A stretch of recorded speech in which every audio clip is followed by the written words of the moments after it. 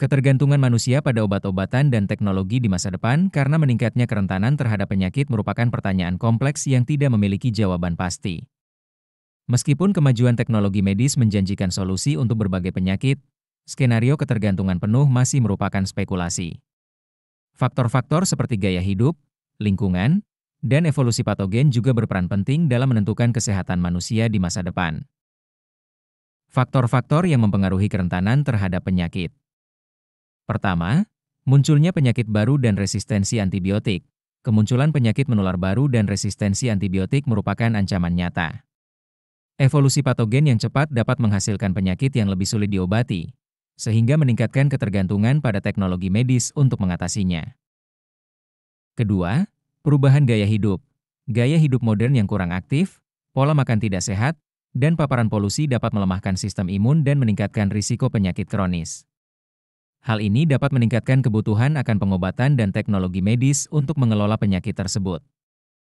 Ketiga, perubahan iklim. Perubahan iklim dapat memperluas penyebaran penyakit menular dan meningkatkan frekuensi kejadian bencana alam yang dapat berdampak negatif pada kesehatan manusia.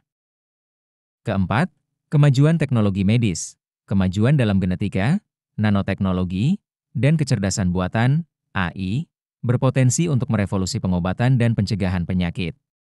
Terapi gen, obat-obatan yang ditargetkan, dan diagnostik yang lebih akurat dapat mengurangi ketergantungan pada pengobatan umum. Skenario masa depan yang mungkin terjadi. Skenario 1. Ketergantungan yang meningkat. Jika tren penyakit menular baru dan resistensi antibiotik berlanjut, dan gaya hidup tidak sehat tetap merajalela, maka ketergantungan pada obat-obatan dan teknologi medis mungkin akan meningkat. Namun, hal ini tidak berarti manusia akan sepenuhnya bergantung pada keduanya. Skenario 2. Keseimbangan yang lebih baik. Jika investasi dalam penelitian dan pengembangan teknologi medis berlanjut, dan gaya hidup sehat dipromosikan secara luas, maka teknologi dapat membantu mengurangi kerentanan terhadap penyakit dan meningkatkan kesehatan secara keseluruhan. Ketergantungan pada obat-obatan dan teknologi akan tetap ada, tetapi akan lebih seimbang dengan upaya pencegahan dan pengobatan yang lebih holistik. Skenario 3. Pencegahan sebagai prioritas utama. Dengan pemahaman yang lebih mendalam tentang genetika dan faktor lingkungan, pencegahan penyakit dapat menjadi prioritas utama. Teknologi dapat digunakan untuk mengidentifikasi individu yang berisiko tinggi terkena penyakit tertentu, memungkinkan intervensi dini dan pengobatan yang lebih efektif. Hal ini dapat mengurangi kebutuhan akan pengobatan jangka panjang. Meskipun kemajuan teknologi medis menawarkan harapan untuk mengatasi penyakit, masa depan kesehatan manusia tidak hanya bergantung pada obat-obatan dan teknologi.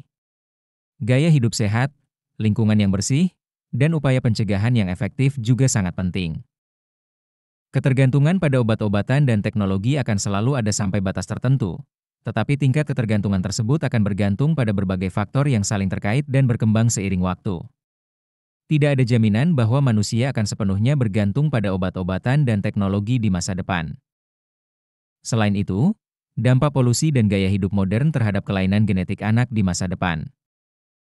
Jika di masa depan anak-anak terlahir dengan lebih banyak kelainan genetik akibat polusi dan gaya hidup modern, konsekuensinya akan sangat luas dan kompleks, memengaruhi berbagai aspek kehidupan manusia. Berikut beberapa kemungkinan skenario. Meningkatnya angka kelahiran bayi dengan kelainan genetik, peningkatan polusi udara, air, dan tanah, serta gaya hidup yang tidak sehat, seperti kurangnya aktivitas fisik, pola makan buruk, dan merokok, dapat meningkatkan risiko mutasi genetik. Bahan kimia beracun dalam lingkungan dapat merusak DNA, menyebabkan kelainan genetik yang diturunkan kepada anak-anak. Gaya hidup modern juga dapat memicu perubahan epigenetik, yaitu perubahan ekspresi gen tanpa mengubah urutan DNA itu sendiri, yang juga dapat menyebabkan kelainan genetik. Akibatnya, angka kelahiran bayi dengan kelainan genetik, seperti sindrom Down, penyakit jantung bawaan, dan cacat lahir lainnya, akan meningkat secara signifikan. Beban ekonomi dan sosial yang berat. Peningkatan kasus kelainan genetik akan menimbulkan beban ekonomi dan sosial yang berat. Pengobatan dan perawatan bayi dan anak-anak dengan kelainan genetik seringkali mahal dan membutuhkan waktu lama.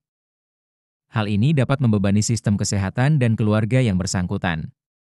Selain itu, anak-anak dengan kelainan genetik mungkin memerlukan dukungan khusus dalam pendidikan dan kehidupan sosial, yang membutuhkan sumber daya tambahan dari masyarakat.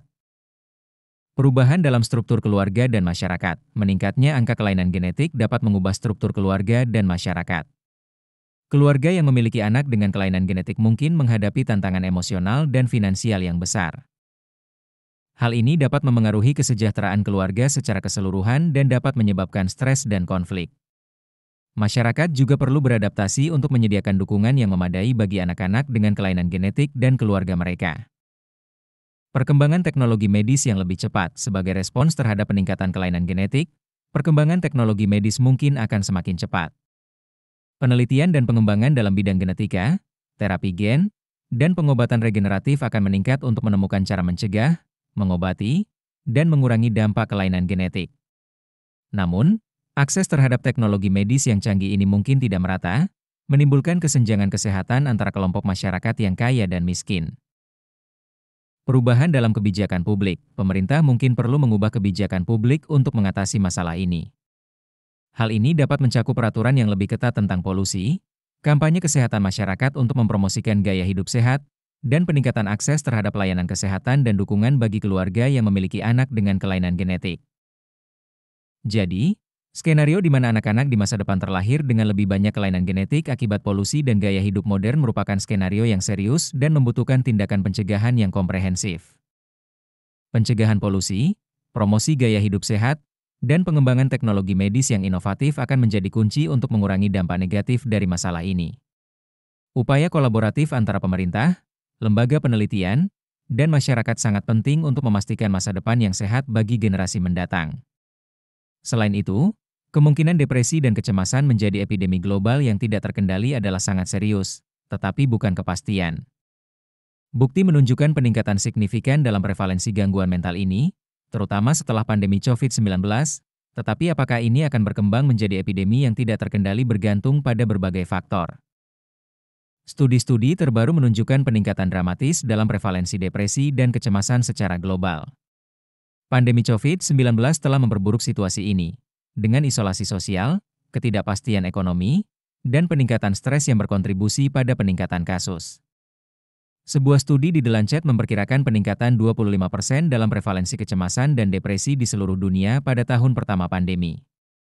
Studi lain menunjukkan bahwa perempuan dan anak muda paling terdampak. Situasi di Indonesia juga mencerminkan tren global. Survei INAMS menunjukkan bahwa 1 dari 3 remaja Indonesia memiliki masalah kesehatan mental, dengan gangguan kecemasan dan depresi mayor sebagai yang paling umum. Riskesdas 2018 juga menunjukkan angka yang mengkhawatirkan mengenai gangguan mental emosional dan depresi di Indonesia. Beberapa faktor dapat menentukan apakah peningkatan ini akan berkembang menjadi epidemi yang tidak terkendali. Akses terhadap perawatan kesehatan mental, ketersediaan layanan kesehatan mental yang terjangkau dan berkualitas sangat penting. Kurangnya akses dapat memperburuk masalah dan mencegah pengobatan dini. Stigma sosial. Stigma yang terkait dengan penyakit mental seringkali menghalangi individu untuk mencari bantuan. Investasi dalam penelitian dan pencegahan. Investasi yang lebih besar dalam penelitian untuk memahami penyebab penyakit mental dan mengembangkan strategi pencegahan sangat dibutuhkan. Faktor-faktor lingkungan dan sosial.